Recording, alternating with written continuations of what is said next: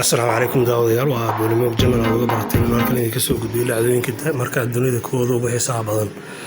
waxa dad banaan baxaya isugu soo baxeen aqalka gobernatooraha Minnesota hortiisa iyaga oo calamo iyo boorar wata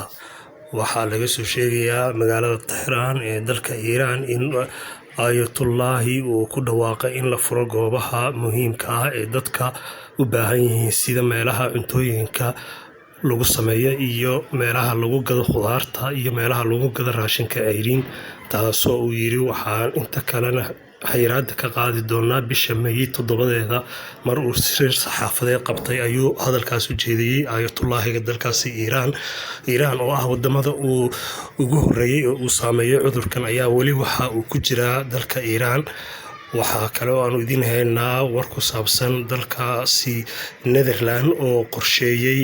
qorshayaal hor leh oo ku diyaariyay isbitaallo ugu talagalay haday soo ritaan dad dheeri ah COVID-19 in lagu daweeyo isbitaalladaas oo laga dhisay meelaha xoolaha ama lo'da lagu xareen jiray ee awal xirooyinka ahayd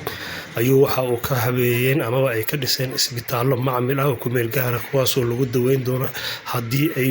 ku dhaco dad dheeraad ah oo loo baahday in bukaanno halkaas la jiifiyo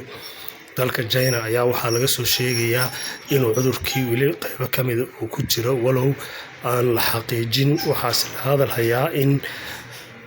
ay wili magaalooyinka qaarkii lagu arkayo teel ama dad aad u tiro yar oo cudurkaasi qaba waxa kale oo dalka Mareykanka iyo Ingiriisku ay dalka China u direen khubaro baaraya in cudurkan asal ahaan uu ka yimid suuqa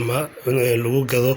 cuntooyinka ee Wuhan iyo in uu ka yimid cudurkan meel laab ama meel lagu daweeyo lagu sameeyo dawooyinka iyo waxyaalaha kiimikada waxa kale oo laga soo sheegayaa dalka China in la bartilmaameedsanayo dadka ajnabiga khaas ahaan dadka Afrikaanka ah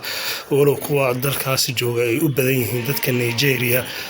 ساعات ورقرال وصو صار سفير كدلكاس u fadhiya China oo fadhiya Nigeria ayaa waxa uu yiri waa in laga joojiyo dadka la midabta koorayo dawladda dalka Soomaaliya waxa ay sheegtay inuu soo kordhay ama uu soo baahay cudurka coronavirus waxa hadalka jeediyay wasiirada caafimaadka ee dawladda federaalka Soomaaliya iyadoo ay sheegtay dadka laga helay inay kor u dhaafayaan 8 qof dadkaasoo tiri waxa ay u badan yihiin dad yar ah waxaana ay sheegtay in ay u dhinteen dad tiro yar balse